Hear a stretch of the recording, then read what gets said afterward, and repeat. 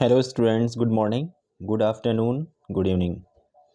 I welcome you to my YouTube channel, Literary Passion. Dear students, this is the last part of the chapter which I am going to finish today itself. Importance of literature. It is a curious and prevalent opinion that literature, like all art, is a mere play of imagination, pleasing enough like a new novel, but without any serious or practical importance. इससे पहले आप जान चुके हैं literature क्या है और इसकी क्वालिटीज़ क्या हैं और इसके टेस्ट क्या हैं, और अब हम लोग हैं लिटरेचर का इम्पोर्टेंस क्या है, यानी साहित्य का महत्व क्या है। तो इसका क्या महत्व, क्या इम्पोर्टेंस है, हम लोग समझने की कोशिश करेंगे इसके through.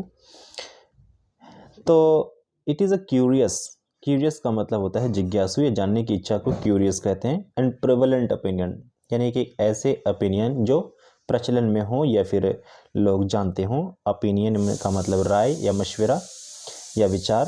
That literature like all art, यानी कि ये अक्सर ही जानने को मिलता है और ये बड़ी आम बात है, प्रचलन में है कि लिटरेचर हर आर्ट की तरह एक क्या है, मेयर प्ले ऑफ इमेजिनेशन है, यानी कि इमेजिनेशन का एक प्ले है। इमेजिनेशन क्या है कि जब हम कोई चीज़ पढ़ते हैं तो हमारे मन में जो इमेज बनती है, जिसके बारे में हम इमेजिन करते हैं, कल्पना करते हैं, तो उसी के प्ले को ही प्ले ऑफ इमेजिनेशन कहा गया है। यानी कि जब आप नॉवेल पढ़ते हैं या ड्रामा देखते हैं या कोई भी रचना पढ़ते हैं या पोएम पढ़ते हैं, तो आपके मन में जो एक फिगर बनता है, एक इमेज बनती है, उसी को ही प्ले ऑफ इमेजिनेशन कहा गया है। प्लीजिंग एनफ, जो आपको बहुत ज़्यादा आनंद देता है, लाइक ए न्यू नॉवेल, जैसे एक नया novel, but without any serious और प्रैक्टिकल इम्पोर्टेंस। तो लेकिन इसका अपना कोई प्रैक्टिकल इम्पोर्टेंस नहीं है, ना ही इसमें सीरियसनेस दिखाई देती है। चूँकि इस क्यों ऐसा है, प्रैक्टिकल इम्पोर्टेंस क्यों नहीं है, वो आगे चल के पता चलेगा, क्योंकि अभी इसमें हम टाइम वेस्ट कर देंगे तो कंप्लीट नहीं हो पाएगा। Nothing could be farther from the truth, और कोई भी ऐसी चीज़ नहीं है जो सच से बढ़कर हो, यानी कि ट्रूथ से ज़्यादा कुछ भी नहीं है। सच होना ही सबसे बड़ी बात होती है। The greatest thing to be truthful. Literature preserves the ideals of a people.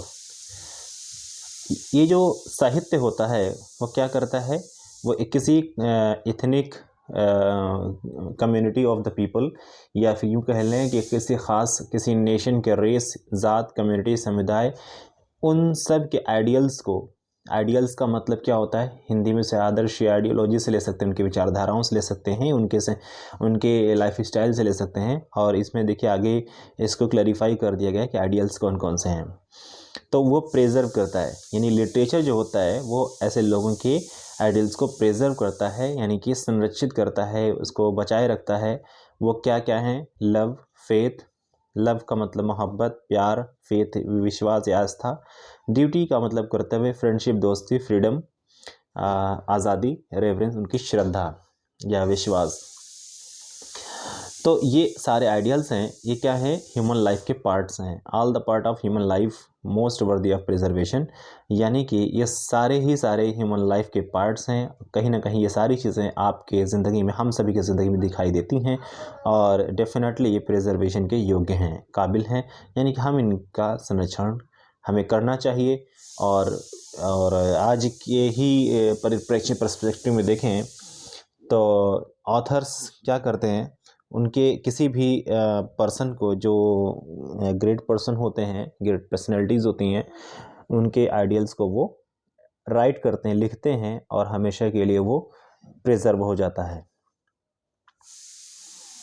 The Greeks were a marvellous people, कहा गया है कि जो ग्रीक्स थे वे क्या थे, मार्वेलस पीपल थे। मार्वेलस का मतलब शानदार या अति उत्तम, ठीक है, बेहतर किस्म के लोग थे Greeks. Yet of all their mighty works we cherish only a few ideals, फिर भी हम उनकी बहुत सारी अच्छी या जो सबसे अच्छी रचनाएं हैं, उनमें से कुछ ही आइडियल्स हम चेरिश कर पाते हैं।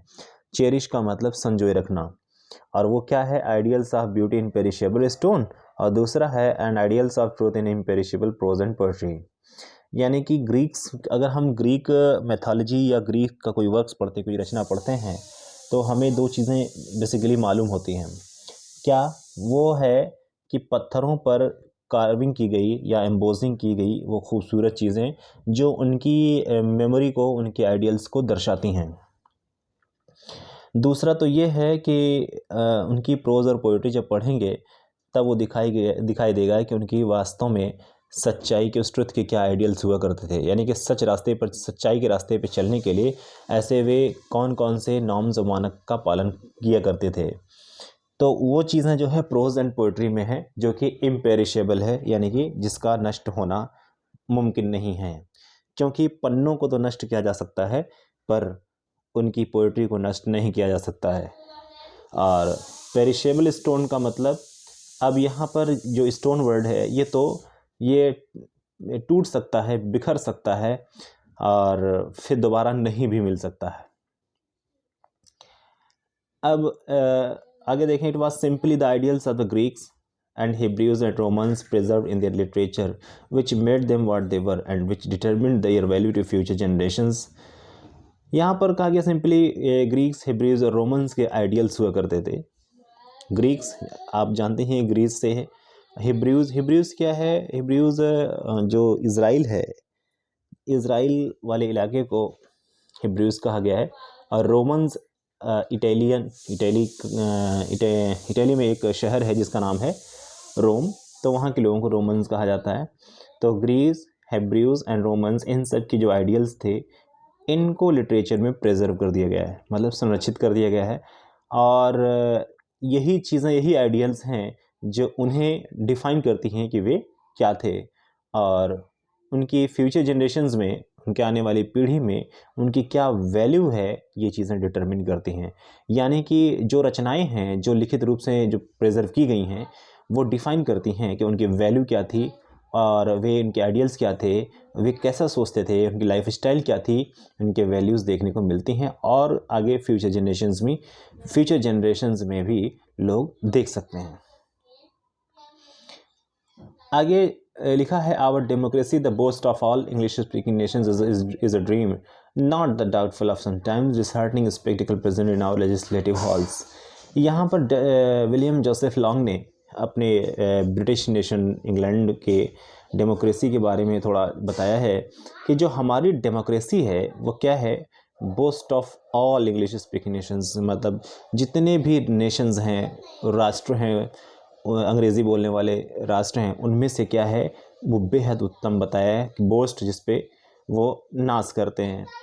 और वो क्या है, इज़ अ ड्रीम, एक ख्वाब, एक सपना है, नॉट द डाउटफुल, इसमें भी कोई शक नहीं है, और समटाइम्स डिसहार्टनिंग स्पेक्टिकल, कभी कभी लेकिन बताया गया कि एक ऐसा दृश्य विज़न के सामने आता है जो डिसहार्टन करता है, यानी कि उन्हें मायूस करता है, जो कि उनके लेजिस्लेटिव हॉल्स में प्रेजेंट किया जाता है। यानी कि ये कह लें कि उनके लेजिस्लेटिव हॉल का मतलब विधानमंडल कह सकते हैं, जहाँ पे कानून बनते हैं और डिस्कशन होता है किसी बिल्स पर। But the lovely and immortal ideal of a free and equal manhood preserved as a most precious heritage in every great literature from the Greeks to the Anglo-Saxons। यहाँ पर देखिए जो बताया गया है यहाँ पे, देखिए लाइन में, कि उन्हें डाउटफुल नहीं है, कभी कभी उनको ऐसे दृश्य से बड़ा ही डिसहार्टन करता है जो लेजिस्लेटिव हाउस में प्रेजेंट किया जाता है। लेकिन उसमें ये बताया गया है कि जो लवली एंड इमॉर्टल आइडियल है, मतलब जो उसमें एग्जांपल दिया है खूबसूरत और ऐसा आइडियल जो कभी ख़त्म ना हो, of a free and equal manhood, यानी कि एक इंसान को बताया जाए कि सारे इंसान इक्वल हैं, फ्री हैं, आज़ाद हैं, ऐसे आइडियल को वो हमारी जो पार्लियामेंट्री हॉल है, लेजिस्लेटिव हॉल है, वो उस प्रेजेंट करती है कभी कभी, और इसकी वकालत एडवोकेसी करती है कि उसे प्रीसियस हेरिटेज के रूप में उसे प्रेजर्व कर दिया जाए। यानी बड़ा ही कीमती हेरिटेज का मतलब विरासत है, इन एवरी ग्रेट लिटरेचर, और हर ग्रेट लिटरेचर में, from the Greeks to Anglo Saxons, चाहे वह ग्रीक की बात करें ग्रीक से लेकर के एंग्लो सेक्सन तक। यानी कि इसका मतलब है एंग्लो सेक्सन से हमारी स्टोरी जो हमारा इंग्लिश लिटरेचर शुरू तो होता है, लेकिन इससे पहले भी जो है बहुत एंशियंट लिटरेचर की बात करें तो वो ग्रीस और इजिप्ट एंशियंट लिटरेचर में आते हैं। All our arts, our sciences, even our inventions are founded squarely upon ideals. हमारे सारे आर्ट्स का मतलब स्टाइल है, way of behaving, way of thinking arts है। आवर साइंसेस हमारे साइंसेस हैं। इवन आवर इन्वेंशंस हमारे जो इन्वेंशंस हैं, जो ईजाद हुए हैं, नई चीज़ें खोज हुई हैं, आविष्कार हैं, ये क्या है? फाउंडेड स्क्वेयरली का मतलब है हर जगह देखने को मिलते हैं जो कि आइडियल्स पर बेस्ड हैं। यानी कि चाहे वो आर्ट हो या साइंस हो या कोई भी इन्वेंशन हो, पूरी दुनिया में हर जगह कहीं अगर देखने को मिलता है तो वो आइडियल्स पर बेस्ड होते हैं। मतलब इनका आइडियल का मतलब समझ गए आप। इससे पहले आपको बताया गया था फेथ है, लव है, रेवरेंस है ना, ये सारे जो क्या है आइडियल्स में आते हैं। For under every invention is still the dream of Beowulf, क्योंकि ये बताया गया है कि हर इन्वेंशन के तहत एक क्या होता है, बीवुल्फ का सपना होता है। अब बीवुल्फ कौन है? बीवुल्फ अब बस शुरू होने वाला है। बीवुल्फ कौन है पता चल जाएगा आपको कि बीवुल्फ सही मायने कौन था। देखिए बीवुल्फ 2 बार जिक्र हुआ है उसमें। बीवुल्फ 2 बार जिक्र नहीं बल्कि 2 तरह के बीवुल्फ हैं। उसको अगले चैप्टर में डियो वॉलेंटी गॉड विलिंग में बताऊंगा। तो अब बीवुल्फ का dream that man may overcome the forces of nature, कि एक इंसान क्या करता है, नेचर के फोर्सेस का मतलब उसके ताकत को ओवरकम कर सकता है, जीत सकता है। दरअसल बीवुल्फ ने क्या किया था, बीवुल्फ ने ग्रेंडल नाम के राक्षस को डिफीट कर दिया था, हरा दिया था। हालांकि ग्रेंडल बहुत ही पावरफुल, बड़ा ही ख़तरनाक राक्षस था जो और भी जो स्पीयर डेंस थे, जो डेनमार्क का एक एरिया स्पीयर डेंस थे, उनको मतलब जीने नहीं देता था। हेरियोट नाम का एक मतलब मिट्टी से बना हुआ एक कुटिया थी, तो कुटिया में सारे लोग रहते थे, गाना बजाना होता था। वो वहाँ पे आके जब सब लोग लेट जाते थे तो वो क्या करता था, वो निकल के आता था और फ़ौरन जो एक एक करके ले जाता था और खींच करके अपने समुद्र के नीचे उसकी अपना लेयर एक माद होता था, वहाँ पे खींच के लेके चला जाता था और उसको उसके बोन को क्रश करके मतलब खा जाता था। तो ये सिलसिला चलता रहा, काफ़ी लोग काफ़ी डरे हुए थे। लेकिन ये जो बीवुल्फ है, बीवुल्फ वो आता है, अब कहाँ से आता है तो भी मैं चर्चा बाद में करूँगा क्योंकि लंबा टाइम हो जाएगा। तो वो जो है मतलब अपनी पावर का, अपनी ताकत का प्रदर्शन करता है, अपनी स्ट्रेंथ का प्रदर्शन करता है और इवेंचुअली जो है उसे मार गिराता है। तो आगे भी हम लोग पढ़ेंगे अच्छे से।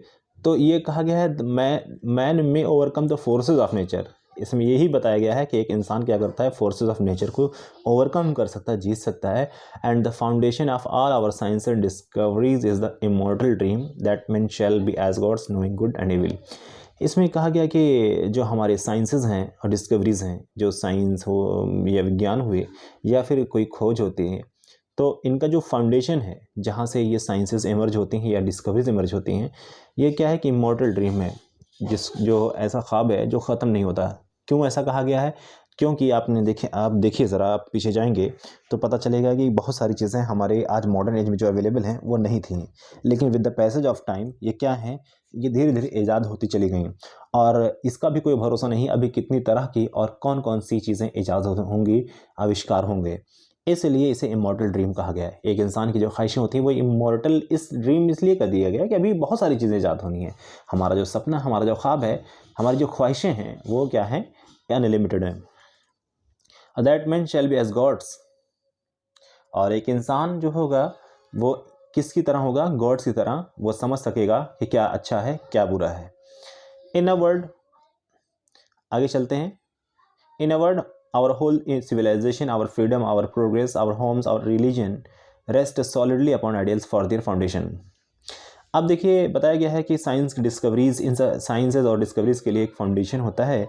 एक इंसान जिसके लिए ख्वाब देखता है, सपना देखता है, तो इन फाउंडेशन के लिए एक शब्द में बोलें कि हमारा जो पूरा सिविलाइजेशन है, हमारी फ्रीडम है, हमारा जो प्रोग्रेस है, हमारा जो घर है, रिलीजन, धर्म है, सारा का सारा जो है क्या करते हैं, इसी फाउंडेशन पर पूरी तरह से बेस्ड होते हैं, यानी कि रेस्ट करते हैं इसी आइडियल्स पर। Nothing but an ideal ever endures upon earth. इस दुनिया में सिवाय आइडियल के कुछ और नहीं रहता है। मतलब सारी चीज़ें वो जो कंक्रीट ऑब्जेक्ट्स होती हैं सारी with the passage of time ख़त्म हो जाती हैं, लेकिन एक इंसान का आइडियल जो आइडियोलॉजी होती है, जो सोचने समझने की विचारधारा होती है, वो हमेशा कायम रहती है। हम समझ पाते हैं कि पुराने ज़माने के लोग कैसे सोचा करते थे, कैसे रहा करते थे, उनकी लाइफ़स्टाइल क्या हुआ करती थी। अब सोचिए हम ज़िंदा नहीं थे उस टाइम, लेकिन आज भी हमें मालूम है कि वो किस टाइप की लाइफ़स्टाइल हुआ करती थी। तो कैसे समझ पाए? क्या ऐसे समझ पाए क्या उनके समंदर से, उनके महल से, उनकी कुटिया से? चूँकि वो वक़्त के साथ तो ढह गया होगा, ख़त्म हो गया होगा, खंडहर में तब्दील हो गया होगा, लेकिन कुछ ऐसी चीज़ें जो उस वक़्त के क्लासिकल राइटर्स ने लिखे थे, वो आज भी जो है हमें हमारे पास मौजूद हैं, जो हम पढ़ करके जान सकते हैं कि उनकी लाइफ़स्टाइल क्या हुआ करती थी। इसीलिए इसको इम्पेरिशेबल ऑब्जेक्ट कहा जाता है, जब हम कोई चीज़ राइट कर देते हैं। और यही चीज़ तो उन्होंने भी बताया था, विलियम शेक्सपियर ने भी सोनेट नंबर 55 में बताया था कि not marble not the gilded monument shall outlive with their rhymes. यानी कि जो संगमरमर से बने हुए जो बिल्डिंग्स होते हैं, सोने के जो बिल्डिंग्स होते हैं, सोने से बनाए हुए, सोने की कलाई चढ़ाई वाले जो बिल्डिंग्स होते हैं, सारे समय के साथ साथ ढह जाते हैं, लेकिन वे सारे उतने समय तक नहीं रह सकते जितना कि पावरफुल राइम होती हैं, मतलब कविताएं जो होती हैं, जो रचनाएं होती हैं, वो काफ़ी समय तक ज़िंदा रहती हैं, है ना, वो कभी मतलब ख़त्म नहीं होती हैं। It is therefore impossible to overestimate the practical importance of literature. और इसीलिए क्या है, बताया गया है कि इसीलिए जो है लिटरेचर के प्रैक्टिकल इम्पोर्टेंस को ओवर एस्टिमेट करना संभव नहीं है, पॉसिबल नहीं है। इससे पहले आपने पढ़ा था कि प्रैक्टिकल इम्पोर्टेंस जो है लिटरेचर का नहीं, वो तो सिर्फ एक एंजॉय कर सकते हैं, एंटरटेन कर सकते हैं, एंजॉय कर सकते हैं हम नॉवेल। अभी आपने सबसे पहले लाइन पढ़ा था, लेकिन अभी उसमें दूसरी लाइन में बताया गया था उसका कोई प्रैक्टिकल इम्पोर्टेंस नहीं है। क्यों नहीं है? क्योंकि एवरीथिंग डिपेंड्स अपॉन आइडियल्स। और कुछ चीज़ें होती हैं जो प्रैक्टिकल में देखने को नहीं मिलती हैं, लेकिन हम जब उनकी आइडियोलॉजी पढ़ते हैं तब हमें समझ में आता है कि उनकी लाइफस्टाइल क्या रही होगी। प्रैक्टिकली तो हमें नहीं देखने को मिलता किसी चीज़ में, किसी इंसान में। जब हम सोचते हैं उनके बारे में, जब उनको पढ़ने की कोशिश करते हैं, जब उनका रिजेम्बलांस करते हैं, जब उनका हम कंपैरिजन करते हैं, तब हमें मालूम पड़ता है कि उनका प्रैक्टिकल इंपॉर्टेंस उस समय का क्या रहा होगा। Which preserves these ideals from fathers to sons. और फादर्स टू सन्स का मतलब है कि जैसे पहले सन आता है, पहले फिर फादर आता है, ऐसा नहीं होता है। पहले फादर आते हैं, फिर सन आता है, ये सही है। तो जो हमारे एंसेस्टर्स हैं, उन एंसेस्टर्स से लेकर के आज तक हमारी जनरेशन्स हैं, वो क्या है, मतलब फादर से लेकर के सन्स तक ये उनके आइडियल्स जो है आज प्रिजर्व हैं, मतलब संरक्षित हैं। While men, cities, government, civilisation vanish from the face of the earth. और इंसान, शहर, सरकार, सभ्यताएं, ये धीरे धीरे क्या है, अर्थ से गायब हो गई, अर्थ के फेस से, अर्थ के सतह से गायब हो गई। वो इंसान आज देखने को नहीं मिलते हैं। वो चाहे वो कोई भी हो, क्लासिकल में देखें यूरोपीड हो, या फिर आपके होमर हो, या फिर वर्जिल हो, मतलब कोई चाहे एरिस्टोटल है, सोक्रेट्स, प्लेटो, कोई भी XYZ आप देखने को नहीं मिलता है। लेकिन हाँ, उनकी जो रचनाएं हैं उनसे ये पता चल सकता है कि उनका उस समय का प्रैक्टिकल इंपॉर्टेंस क्या रहा होगा। और वक्त के साथ साथ ये सारी चीज़ें वैनिश हो जाती हैं, गायब हो जाती हैं, लेकिन उनके आइडियल्स हमेशा बरकरार रहते हैं। It is only when we remember this that we appreciate the action of the devout मुसलमान who picks up and carefully preserves every scrap of paper on which words are written, because the scrap may perchance contain the name of Allah.